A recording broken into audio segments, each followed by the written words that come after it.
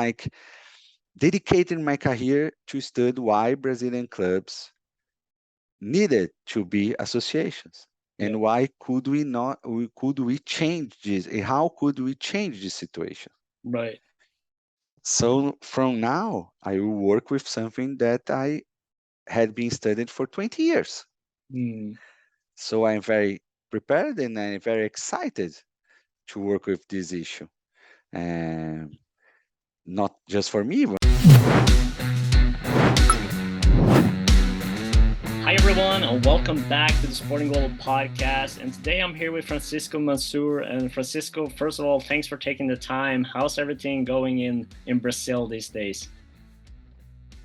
Thank you, Sports Global. Thank you, Oli. I'm very happy to be with you and with everybody that is listening, watching us. Thanks for having me.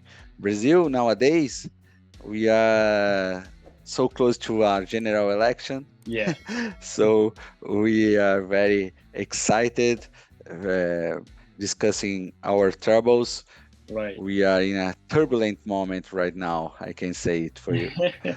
I can't imagine. Hopefully, just the sports, the football, scenery helps things balance it out. And I know, of course, you Brazilians are a big football is a big part of your life, and Yeah. I'm sure that it will always be a big part of your life. And I think it's just perfect way to kind of start, Francisco. Why don't you talk a little about your story going into the sport industry? How did it all start for you? That passion for sports, and I guess football, and tying both law and football and sports all together. Ori, you said something very important, and you are completely right. The football is a part too much important in Brazilian life. You imagine Yeah. nowadays we have the elections, and 2 months after the elections we will have the World Cup. Oh yeah, yeah, So these two feelings are so mixed yeah. and in our minds. In the earlier times, we had always the World Cup in July, something Right, like that, June or July, and just after the elections. And this year, specifically this year, we will have the elections first and right, after the World Cup. So right. there is a mix of emotions. Okay. So my name is José Francisco Manssur. I'm a lawyer. I was graduated in and 1998 of the last century. And, since the very beginning, since I was interested in developing this issue that we call in Brazil law, Right. law and sports, Yeah. or sports and law. Yeah. Um, so when I was graduating myself in 1998, it was edicted the first Brazilian general law of sports that are into force until now. The lay 96150 from 98. Right. Right. Uh, and so when I saw the law turn into force, I decided myself that I would be a specialized in sports law. Hmm. And this law had an article that obliges the clubs that even the very start of them in the beginning of the 20th century was created as associations. Right. They would be obliged to be companies in a term of 2 years. Hmm. Interesting. So I think with myself, if the clubs will become companies, ball clubs, impacted the development of the Brazilian football as an economic sector, Right. besides the very huge importance of the football in social life and the culture of the country. Hmm. So there are something like 20 years I'm thinking about why our clubs are still associations if the economic issues are so important and much more important year after year. Right. considering that the associations are a kind of organization that don't have economic proposals. It's how associations is defined in our law. Mm. What I must say to you right now is that this obligation was never put in terms. The clubs was never obliged to be companies in the real life. They Right. discussed this obligation in justice, and until now, most part of our clubs are still associations. Hmm. Interesting. So I developed a career in sports law. I am a professional since the very beginning. I was involved into the a political of a club in a club association, São Paulo Futebol Club. Right. I knew the both sides, the professional sides and the voluntary sides Yeah. side of this question. Yeah. And in 2015, I decided with a colleague that was very important in this process, Rodrigo Monteiro de Castros, Mhm. that would propose a law that was not oblige the clubs to become companies, but it will create a scenario to stimulate this transformation. It Right. was the lay of the SAF, SAF, the Hmm. Brazilian Companies Football Law. Yeah. Yeah. In 2019, this law into force after passing by unanimous for the Senate of Brazil and Right. the Congress, the National Congress. Yeah. And since August 2021, Brazil has a law, the SAF's law, that is trying to stimulate clubs to adopt by themselves the organization by companies. We Mm. have already something about 30 clubs that became SAFs Nice. and more than 100 that are discussing in their internal internal forums Right.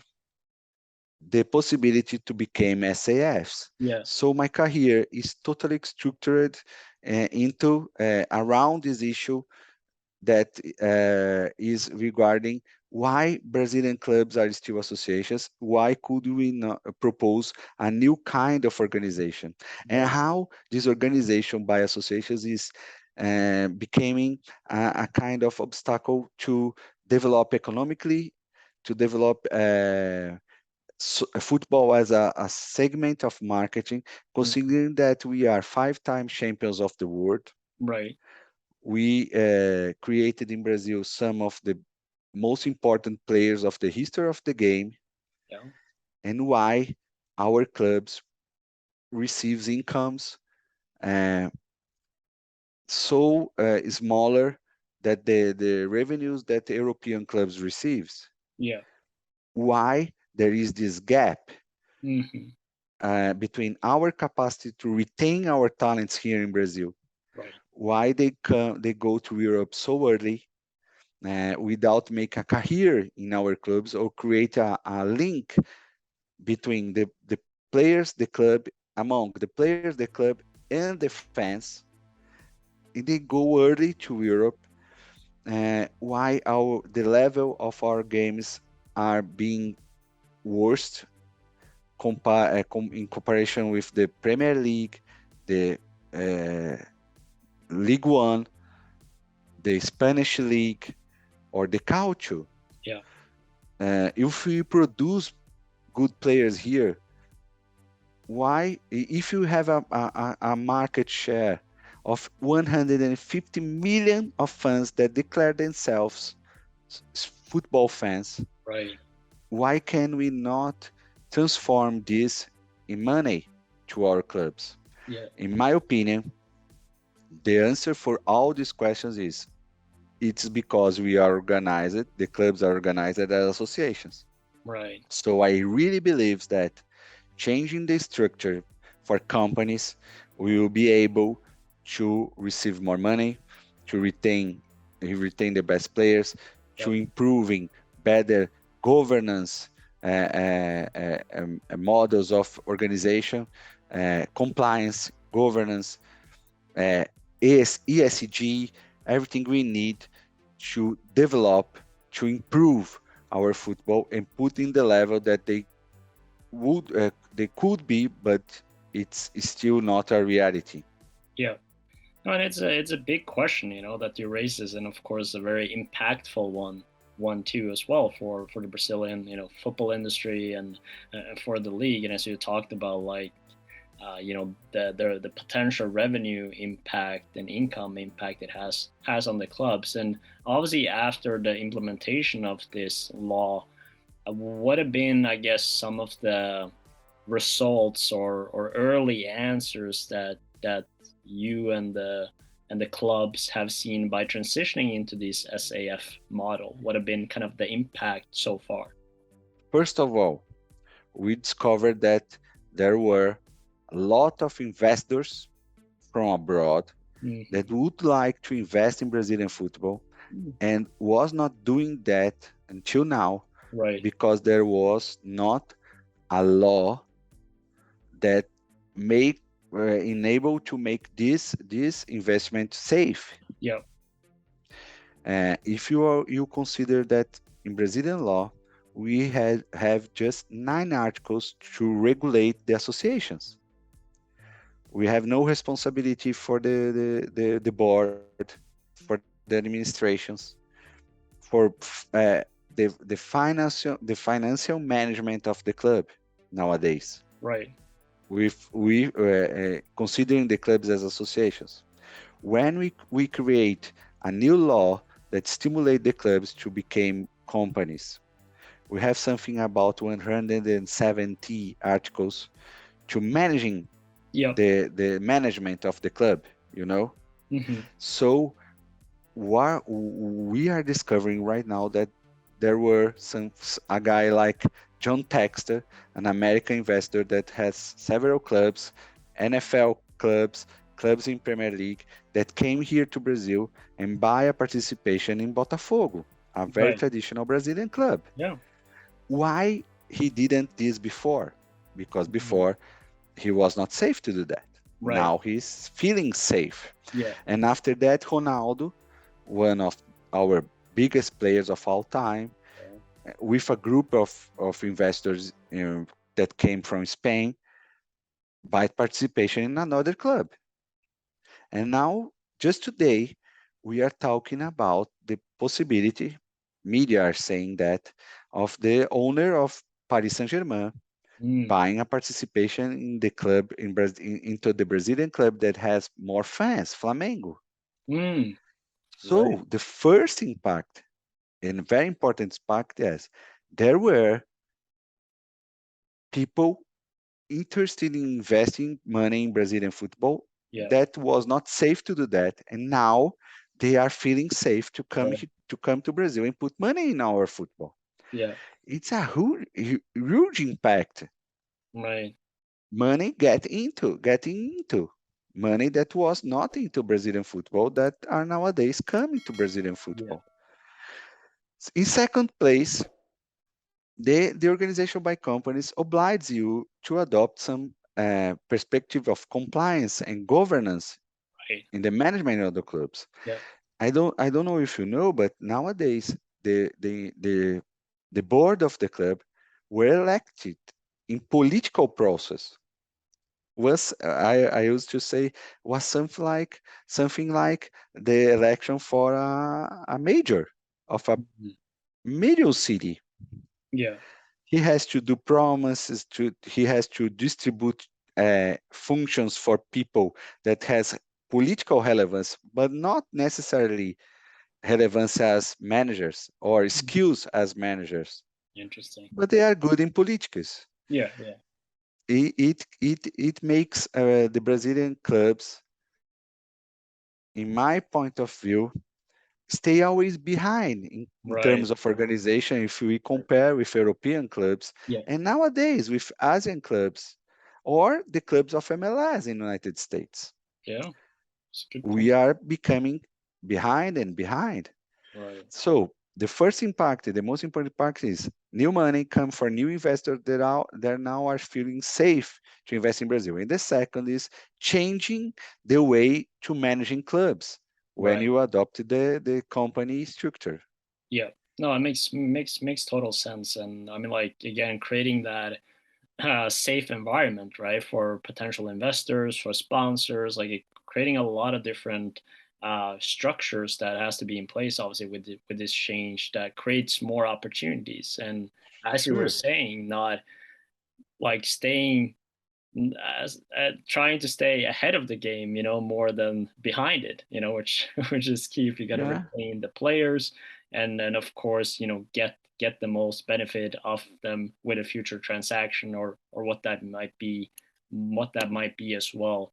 And I wanted to obviously talk a little bit about your because you also been the VP of Communication Marketing in Sao Paulo Football Yeah. Club, and talk a little about like some key lessons from your sports law world that you utilize in your role there, and I guess that gave you the insights about what's going on inside of the club and the clubs in Brazil.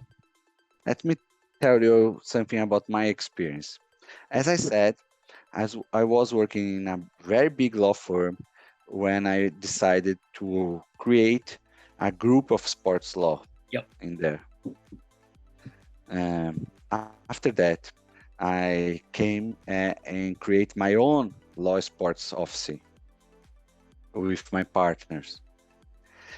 When we started, we came to São Paulo Futebol Club, presenting ourselves as a law firm, and started to work then. And we worked then in everything regarding to the club administration for 10 years. Mm, And the part of the job that I did at that time yep.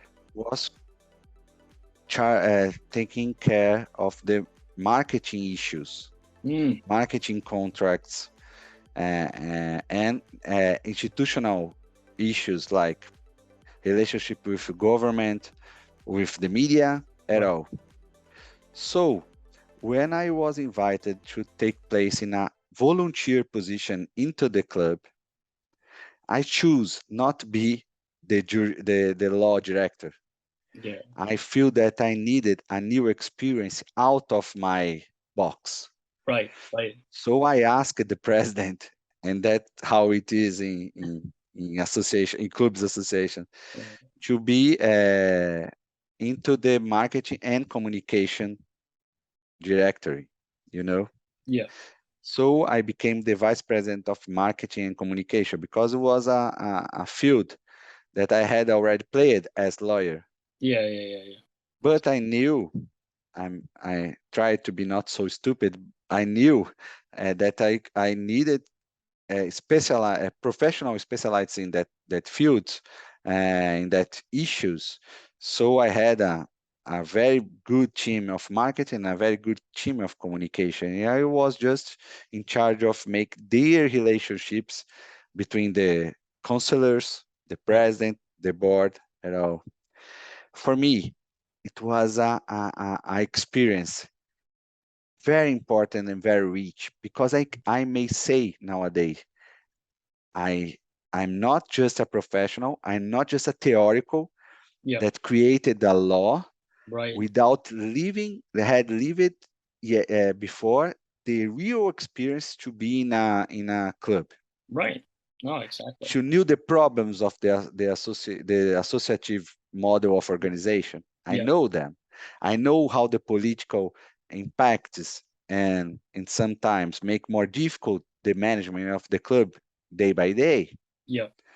So when I wrote it with Rodrigo the company's law, the football company's law, I could have a speech to the stakeholders, to all the people around the football, politicals, Right. dirigents, fans. Hey, guy, I know how it is in your side of the table. I Yeah. know how it is. And after that, when I came out of São Paulo, I feel that was much more prepared to propose something to the Brazilian football. Hmm. And I'm really proud to had made this act of courage or Right. something Who are you, guy? I asked myself in the mirror. Yeah. Who are you to propose a law? You are Right. not a deputy. You are not a senator. Yeah. And I will try. I will try to convince people. Right. And the way that we convinced people, we convinced the not the national congress, but media, fans, and everybody that is nowadays talking about SAF, SAF, SAF, SAF Mhm. is important. Discussing SAF is something that makes me very proud of Yeah. myself. Oh, for sure. Modestly talking, but very proud of myself because we could put, we never imagined that it would become a law. Yeah. Never, but it became. Yeah. And we never believed that in 1 year we would have more than one or two clubs interested in discussing this issue. We have something like more than 100 nowadays. Right. Right. That's crazy. So it's a career constructed in this way. The work with sports, not on football. I work for the basketball national league, skate. Uh, I work for players. I work for representatives. I work for leagues, federations, confederations, clubs, Yeah. and stakeholders in general, partnership, marketing, enterprise interested in investing in sports at all. But nowadays, the part of my job that makes me more proud is this construction of a new model of organization for Brazilian football. Yeah. I mean, like it's really incredible, and congratulations, for the implementation of this. And I'm sure it was been a challenging journey as well, kind of convincing a lot of people. Of course, you've been on both sides of the table as you were talking about, but And it's only, something new, right? And people are always a bit, skeptic when there's something new that are trying to change how things always have been, in and this. only see like it works. I was vice president of marketing and communication in São Paulo Futebol Club, so I created a relationship with the media, Right. with the journalists. Yeah. When I came again some years later and said, "Hi, it's me again, but now I am not talking about São Paulo. I would like to show you a proposal of a new law." Right. They knew who Yeah. was talking. Right. They knew my face, Yep. and they were open to listen, to Right. agree or not agree, but it's open to listen. Right. So everything you construct in your life you do creating links with Mm. new situations that will come in your life Yeah. after, and you must use these links to construct every new moment of your career. Right. I feel that the life works like that. Yeah, no, it does, and it's a very important, part of that.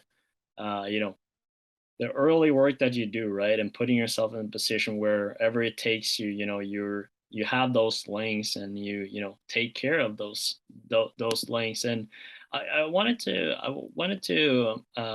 talk a little about, because you also been working with a lot of sports law cases, and you touched a little bit upon it already, and some of the regulations and laws that you've been implementing. But it would be great if you could talk about, one of your most challenging sports law cases, and why was this such a challenging case. It can be, obviously something new. It can be something, in the past, just to kind of like bring up a case that was very challenging in a sense, perhaps for you, for the industry. You can angle it a little bit how you want, but I think it's a good scenario to bring up. Ori, imagine yourself being into a very popular club as São Paulo Futebol Clube during the time of 10 years, working in day by day issues every day. Yeah. It's very challenging because if the team won on Sunday, Yeah. your next week will be in one way. Yeah. If the team lost, it will be another way. Right. And the problems are always happening every day. Yeah. I consider that stay working for almost 10 years for São Paulo Football Clubs was the most challenging Mm. uh, uh, issue that I had in my career. But I had some interesting case before. Right. Uh, I had worked into the negotiation of the buying of the television rights for the World Cups of 2006, 2010. Wow. It was very challenging because it involved a lot of very huge amount of money in Mm. a very strategical issue. You imagine what happens in Brazil if the World Cup was not transmitted? Yeah, It yeah. would be a revolution It in would our be country. crazy. It would be And riot. nowadays, I have an issue that I like to tell. I was, since the very beginning, in the construction of a model of league, the basketball Brazilian league. Mm. That is an alternative of this traditional system, and we have an international confederation in case Right. of basket, the FIBA, Mm-hmm.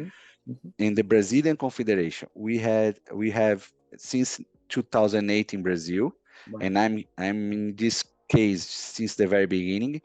Uh, Union of clubs that created a league. Right.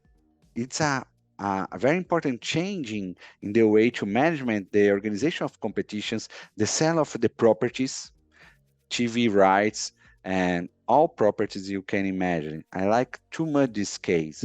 Mm. Being part of the Brazilian, I like basketball a lot. I Nice. like football a lot. I like sports in general, but the two I like most is football and basketball. Yeah. And I'm since the very starting being the attorney of the Brazilian National Basketball League, Nice. and I like to much discuss. So I can put three examples. One, stay day by day for so many years into the law issues of a Brazilian very popular club, Mm-hmm. São Paulo Futebol Clube, as attorney and after as VP of Marketing and Communication and all. Right. The first was professional, the second was as a volunteer. Yep. Uh, Being in this case regarding the sale of the rights of transmission of the of the World Cup in Brazil, Right. and the third is being part of the Brazilian Basketball National League, being the lawyer, the attorney since the very start in 2008. We are going to the uh, 50 edition of the Brazilian National Championship organized by the Brazilian Basketball League. Wow. These three cases for me are Yeah. the most important I had in my career until now. Very, very exciting, and I'm sure you're learning a lot. And there's always, I mean, like I guess there's some similar cases across the three different scenarios that you brought up, and I guess I wanted to also talk a little bit about your initiatives, because you obviously been very proactive. Obviously in the implementation of law, like volunteering with Sao Paulo Football Club, like always having kind of like your hands in what's happening in the industry and the sports law field. And obviously already as a student, you took initiative creating a sports law group, being part of a specialization course for sports professionals. Talk a little bit about how these early initiatives impacted your career down the road, and a little bit about why it's so important for students that are coming up now to be proactive, take initiative if they want to have a successful sports career. First of all, I must say you that I'm very rude sports fan Yeah. since I was born. Yeah. So when I decided to become a lawyer, I tried to construct an option to be a lawyer and work with something that I love. Right. I feel that's very important. If you are a student and you love arts, you love music, Yeah. there is a issue. There is an issue that you can stay into in cultural issues, in musical issues, in audiovisual issues at all. If you like you are very interested in finance, you are able to choose something that work with something that you like. Yep.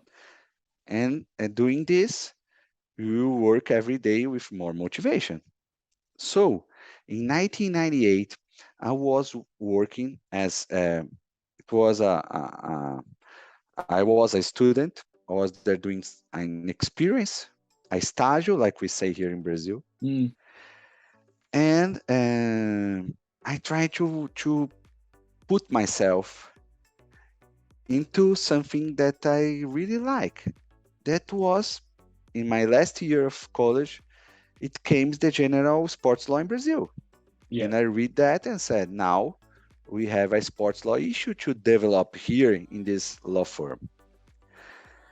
So what I can say to the students that are listening us, choose something that you like.